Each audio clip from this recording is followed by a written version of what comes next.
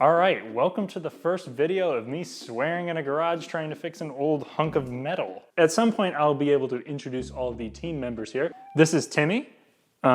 He will not be making very many appearances. My dad will probably also be around to serve as some form of guidance for me, who definitely needs it. And then also my very skilled man with a van, my uncle, Shane. So with a racing car, the first thing that you're gonna wanna do is put in a racing seat.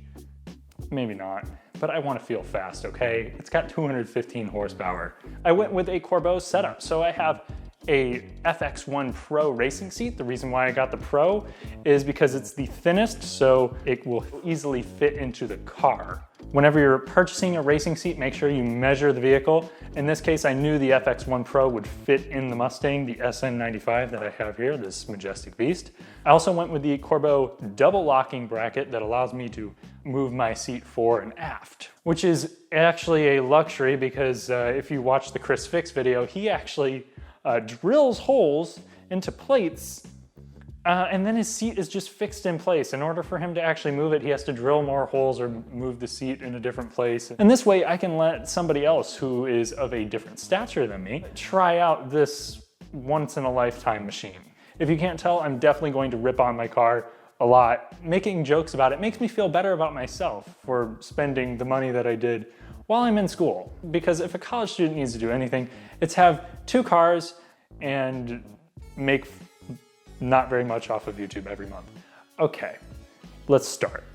For this job, you will need a wrench with a 15mm socket, a T50 bit to take off the seatbelt, and an Allen wrench or whatever your specific seat calls for. And hey, if you haven't done it already, consider subscribing and hitting that bell so you know exactly when I upload a new Mustang video or even one of my super high quality reviews. Thank you. Okay, so the first thing that we're gonna wanna do is take off the seat. So I am going to roll down the window.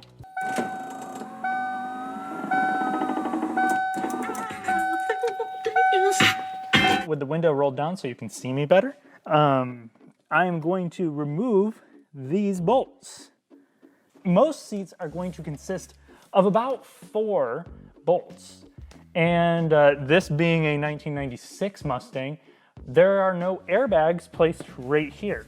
So if you have a newer car, a lot of them are gonna have airbags in the seat, side airbags, and you're going to need to disconnect the negative terminal there so then you don't have airbag problems. If you do have airbags in there and you are installing a racing seat, it's going to set off the airbag light. There are aftermarket solutions to fix this though. So I'm gonna take this 15mm. Oh, that sounded good.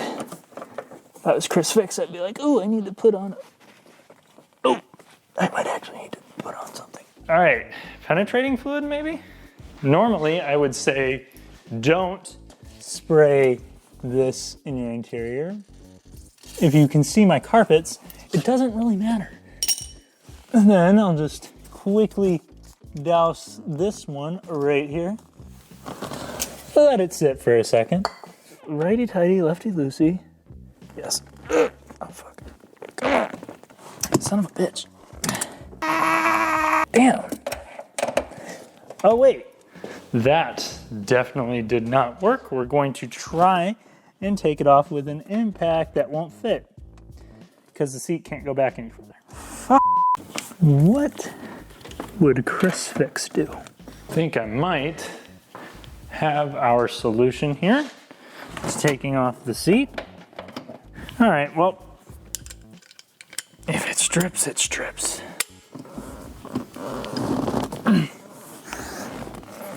Oh man, that's still difficult.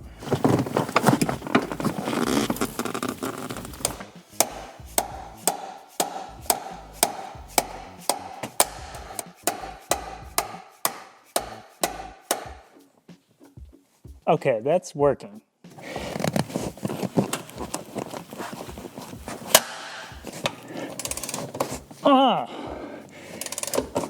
Eat shit. Nothing more satisfying than that.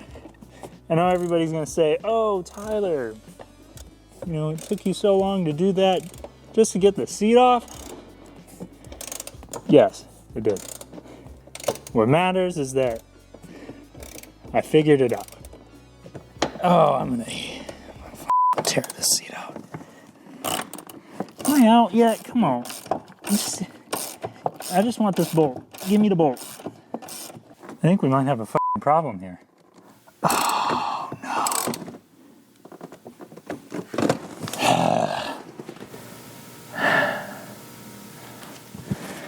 What's happened is that the bolt is so seized up.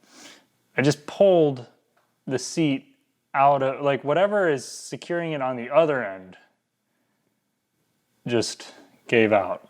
This bolt was super corroded, but if I just finished taking it out, it would have been okay. My uncle Shane, the aforementioned man with a van, came to affirm that I wasn't doing anything too stupid, all the while being super supportive. Thought you worked out.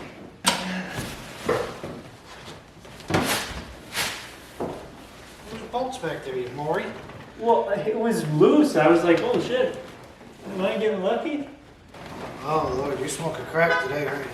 We basically just unfastened all of these bolts with this super helpful ratcheting wrench. I disconnected the power seat and the nasty stock seat was out. As a note for the Mustang, the two in the front should just have nuts that come off. The issue I had earlier was from having to take out the stud.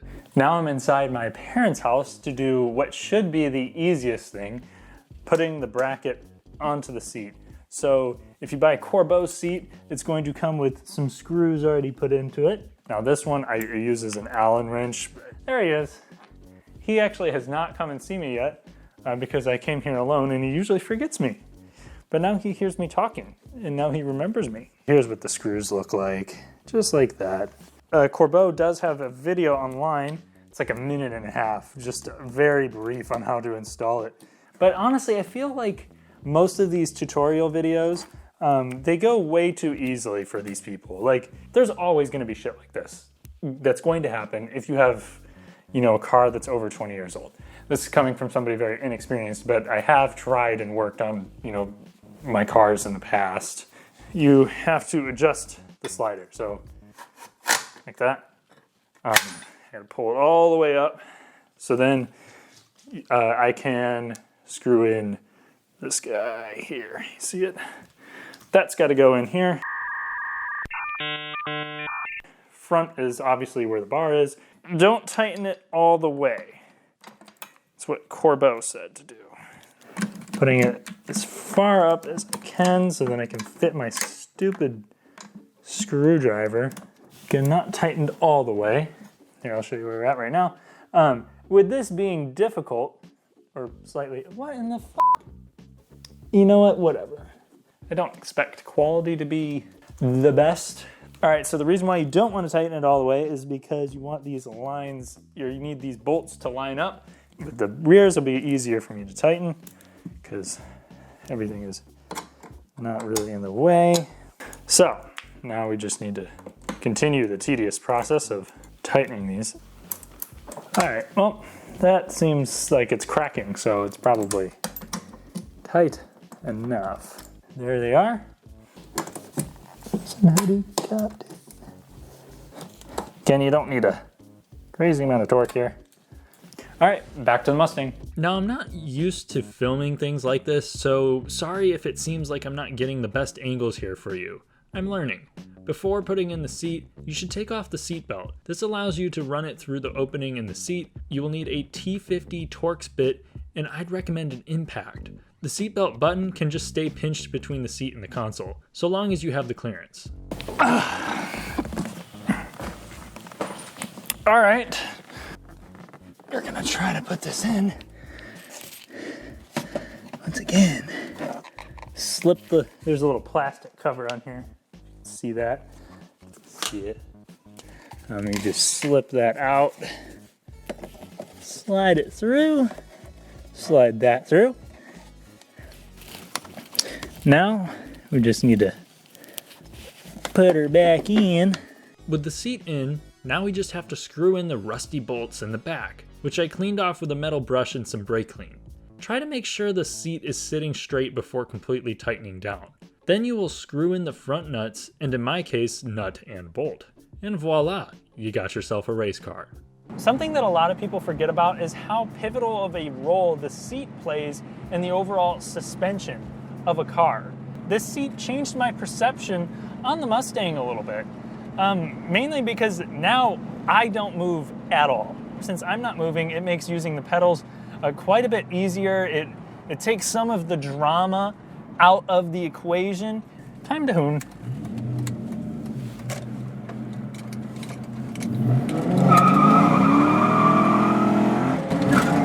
Oh, that was a bad shift.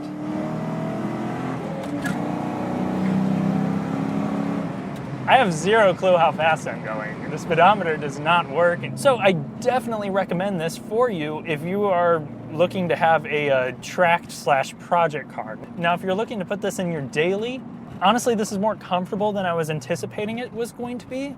However, if you regularly take trips that are more than an hour, or really take trips at all in your car, I probably wouldn't recommend this. You'd probably be better off buying a little bit more expensive Corbeau seat.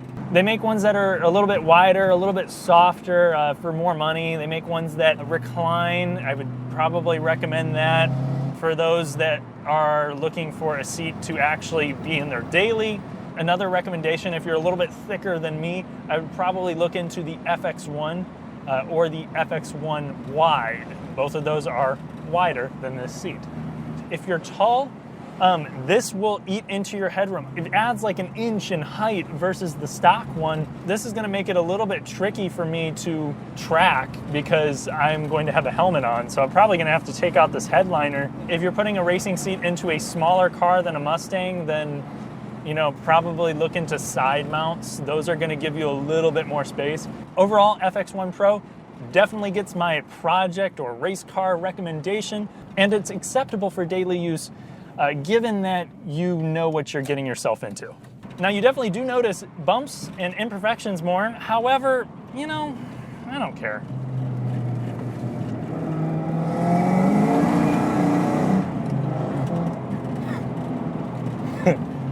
This is pretty fun, actually. It's crazy how much of a difference in pitch you feel going from the stock seat to this seat.